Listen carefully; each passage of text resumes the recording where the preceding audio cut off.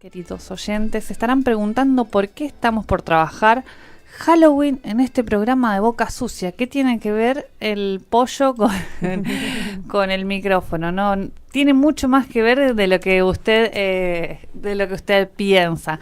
¿Por qué? Porque Halloween aparece como una celebración, como sabrán, o de alguna manera se reconoce comúnmente como la noche de todos los santos, ¿no?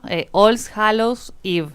Que tiene que ver con una tradición pagana y un sincretismo que se realiza con la Iglesia Católica. Inicialmente, el 31 de octubre, el 1 de noviembre, se festejaba era como el Año Nuevo celta, porque había una nueva luna, ¿no? Había una caída de la luna en ese momento, comenzaba el frío en los países nórdicos, entonces de alguna manera se festejaba esta ida de la luna. Sabemos que la luna representaba una de las deidades del pueblo celta y de esa manera le daban como una ceremonia a la despedida de la luna. Esto fue de alguna manera como rechazado o esta medida que tiene siempre la Iglesia Católica de generar sincretismos y adoptar culturas ajenas e inculcarles algo propio para que no se pierdan estas prácticas, ¿no? Uh-huh. Entonces, de alguna manera hicieron coincidir el Día de Todos los Santos, con el Día de la cultura celta, de la despedida de la luna, ¿no? Entonces, comenzó a funcionar como esta noche en la cual no solamente se venera a la luna, sino que se venera a todos los santos católicos. Este fue como el comienzo de lo que se puede llevar a pensar como el día el día de Halloween, ¿no? Esto de alguna manera fue trasladado de alguna manera mediante la colonia, fue trasladado a América y se fue convirtiendo en lo que hoy consideramos o lo que hoy conocemos como Halloween. Un elemento súper importante de esto es el tema de la brujería, la hechicería y cómo de alguna manera todas las prácticas que eran paganas, que se reconocían como paganas, fueron también motivo de conquista y motivo de persecución por parte de la Iglesia Católica. Si tenemos que decir qué es la brujería por empezar es algo a lo cual se tiene que combatir, ¿no? Desde estos inicios, desde el 1500 más o menos que comienza la persecución de las brujas, fue reconocido como algo que se tiene que combatir. ¿Qué es ¿Y cómo combatir? Sería ahí la pregunta, ¿no? Exactamente. ¿Qué medidas se adoptaron para este? Las brujas de alguna manera se convirtieron en esos seres que eran perjudiciales, fuertemente perjudiciales para la Iglesia Católica, ¿no? Hay varios preceptos respecto a qué es la bruja. En un primer análisis antropológico que se puede realizar, las brujas tenían como ciertas características. Había una concepción de bruja.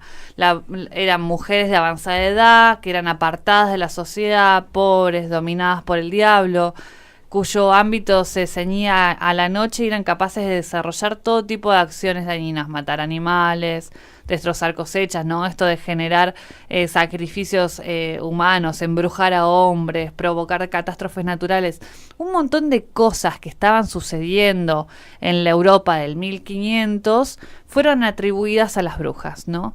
¿Por qué? Porque eran la forma de buscar la excusa de la persecución de determinadas prácticas y prácticas femeninas, por sobre todo. Hay varios ejes que trabajar sobre esto. Nosotras cuando pensamos en brujas, ¿qué pensamos? ¿Qué se les ocurre a ustedes? Y a mí como profe de lengua se me vienen los cuentos clásicos. No puedo dejar de pensar en eso, ¿no? En estas brujas ahí que buscan a los niños, que comen niños con sus hechizos, con sus escobas en algunos casos. Y también pensar si bruja y brujo significan lo mismo, ¿no? Sí. Y para eso, ¿qué hice? Busqué la palabra en el diccionario, ¿no? Tenemos acá la definición de bruja que plantea el diccionario de la Real Academia Española, muy, muy interesante, ¿no? Plantea 10 significados distintos. El primero es tanto brujo como bruja, es embrujador, que hechiza. En Chile, según este diccionario, es sinónimo de falso, de fraudulento, ¿no? De trucho, diríamos. Claro. Y presten atención, las tercera y cuartas acepciones plantea lo siguiente. Dice, en masculino y en femenino, o sea, para brujo o para bruja, dice que es persona a la que se le atribuyen poderes mágicos obtenidos del diablo, ¿no? Y esta definición de bruja que recién planteaba Nadia, digamos, estaría retomando. Pero después aparece solamente para el masculino, es decir, solamente para hablar del hombre, solamente para hablar del brujo, dice, hechicero supuestamente dotado de poderes mágicos en determinadas culturas. Ya esta idea de no aparece lo del diablo, no aparece lo de la connotación negativa, ¿no? La connotación negativa solamente aparece cuando se habla tanto de brujo o de bruja, digamos. Es decir, las únicas brujas, como para resumir la idea que plantea el diccionario, y recordemos, no es que la Real Academia Española inventa estos significados, sino que los retoma del uso que se va dando en todos los países de habla española, o castellana, no sé, es meterse en una discusión muy, muy grande justo en estos días, claro. Todo eso, pero lo que plantean estas definiciones es, cuando se habla solamente de brujo, es de estos poderes mágicos. Cuando se habla de brujo o de bruja, es que aparece la presencia del diablo y esto de lo maligno. Y después, como para no leer todas, después en la quinta definición aparece esto que recién decía Romina, ¿no? En los cuentos infantiles o relatos folclóricos, la bruja es una mujer fea y malvada que tiene poderes mágicos y que generalmente puede volar montada en una escoba. Y más adelante estas definiciones de mujer de aspecto repulsivo, de mujer malvada y todos los significados que uno ha escuchado tantas veces. Evidentemente hay como una conexión con respecto a la magia, ¿no? ¿Qué es esto de la magia? ¿A qué atribuimos la magia? ¿Son los poderes sobrenaturales que se denominan? En realidad, la brujería que era perseguida durante toda la Inquisición e incluso antes, tenía que ver con la posibilidad de utilizar ungüentos, pócimas, de alguna manera todo lo que tenía que ver con los procesos de sanación natural, los partos naturales, incluso la interrupción del embarazo a nivel natural, ¿no? Con el uso de hierbas. Sí, los saberes ancestrales, ¿no? De las culturas. Completamente, por eso se habla de la tradición pagana, todos estos saberes que no estaban de alguna manera cruzados por el eje de la iglesia, eran fuertemente combatidos. ¿Y por qué en el cuerpo de las mujeres, no? ¿Por qué eran las mujeres, las curanderas, las que eran perseguidas, las sacerdotisas, las que eran perseguidas? Evidentemente también tiene que ver con una cuestión religiosa, porque estas mujeres y estas culturas veneraban si no eran a dos deidades, veneraban también a muchas mujeres como diosas. Esto es algo definitivamente prohibido en la Iglesia Católica, donde tenemos un solo Dios Padre, ¿no? No existe la diosa madre bajo ningún aspecto. Y estas culturas sí lo consideraban así. ¿Qué es además decir diosa madre? Es tener la posibilidad de tener sacerdotisas, es tener la posibilidad de reconocer en las mujeres estos poderes sanadores que eran fuertemente combatidos y que evidentemente no existían en la lógica de la Iglesia Católica. Esto no solamente implicaba o puede ser visto desde este análisis, sino que además se reconoce la posibilidad de pensar, bueno, ¿quiénes son las mujeres para la historia de la humanidad? Y acá viene a colación un análisis súper interesante que hace Silvia Federici, quien analiza esta idea en su libro Calibán y la bruja, mujeres, cuerpo y acumulación originaria, analiza esta idea de la persecución de la caza de brujas como esta imposición que se realiza a las mujeres por ser ellas la fuerza de reproducción de la sociedad, ¿no? Entonces, estas mujeres que practicaban abortos también, de alguna manera están yendo en contra de la posibilidad de reproducción de la sociedad. Es quitarle la posibilidad, es atacar al cuerpo de la reproducción, quitarles la posibilidad de las mujeres de ser dueñas de su propio cuerpo, es también controlar una rama más de la producción capitalista, ¿no? El surgimiento de la producción capitalista tiene que ver con esto también. ¿Quiénes van a parir futuros obreros? Las mujeres. Bueno, apropiémonos de esta fuerza de producción también, que son las mujeres. No permitamos el aborto, no permitamos que las mujeres se curen por sí mismas o que practiquen curaciones de esta manera. Entonces se penaliza todo intento de contracepción o aborto y debido justamente a que la fuerza de producción depende de los nacimientos. De esta manera, las brujas adoptan una característica especial. Son asociadas con la maldad. Esto que decía Romy recién, hace un rato, esta idea que tenemos de la bruja maligna con esa risa tenebrosa que bien supo explotar no solamente los cuentos de hadas, sino también Hollywood de una manera súper interesante. Disney, por sobre todo. Y pensar en esta bruja que iba contra la otra femenidad, ¿no? Contra la femenina, la princesa femenina que quiere casarse, que quiere tener hijos. Entonces, se contraponen acá dos grandes fuertes ideas de brujería, o de mujer. Una, la brujería, y otra, más la unida a la mujer, sumisión, ¿no? La otra. Completamente. Lo preocupante de esto es que no solamente eran ideas las que estaban llevándose a cabo, sino que era toda una cultura de asesinato y podemos decir como un gran genocidio hacia las cuerpas femeninas, ¿no? Hacia las mujeres que de alguna manera eran sospechadas, ni siquiera comprobado de que practicaban de alguna manera la brujería. Que si hubiese habido algún problema, no sé, me imagino que hubiese sido otra la medida, pero estas eran sospechadas de brujería. Entonces, a partir de esta creciente rechazo, se escribió una publicación a cargo de dos curas, que es la Malleus Maleficarum. Con estas dos palabras, de alguna manera se comenzó con esta tradición de ver quiénes eran las brujas, cómo era practicada la brujería y qué teníamos que hacer al respecto. ¿Qué cosas aparecían en ese escrito, Nadia, entonces? Aparecían, por empezar, cómo detectar a una bruja.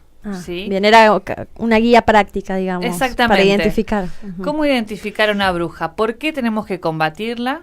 Y incluso postulaba algunas medidas como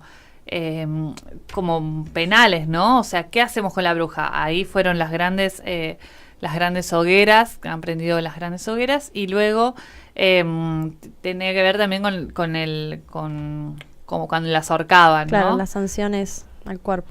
Entonces, la primera ley contra la brujería, a partir de esta Malleus Maleficarum, que es de 1487, la primera ley contra la brujería en Inglaterra se promulga en 1542. Y se derogó recién en 1736, así que imagínense, más de 60.000 mujeres se dice que han muerto en manos de la brujería. El 80% de las personas que fueron condenadas por brujería eran mujeres, entonces, digamos, tenía que ver fuertemente con esta característica de la femenidad. Y esto no solamente, como decíamos, no solamente sucedió en Europa, sino que en América y en América Latina también, con las colonias, hubo ciertas prácticas y ciertas situaciones que fueron prohibidas, ¿no? Saben que antes nosotros estamos ahora bebiendo muy tranquilamente un mate, pero incluso durante la colonia y durante las misiones, el mate era vista como una hierba del diablo, ¿no? La yerba mate. La coca ni hablar, la hoja de coca ni hablar, y había otras hierbas y otros ungüentos de los pueblos originarios que eran fuertemente combatidas por ser asociadas al diablo. Esta idea de la sociedad. El yuyito del amor, ¿no? Esta idea de que hay algo que se le puede agregar a las bebidas para cambiar, no sé, la actitud de alguna persona. Sí, la mirada del colonizador ahí, que por desconocimiento casi total de los efectos que tienen esas hierbas, bueno, ¿cuáles son las medidas que se tomaron, no? La prohibición. Es que evidentemente ellos veían que algo estaba sucediendo, ¿no? Que algo les pasaba a los pueblos, a la gente nativa cuando bebía estas infusiones o cuando fumaba determinadas hierbas. Y eso fue lo preocupante.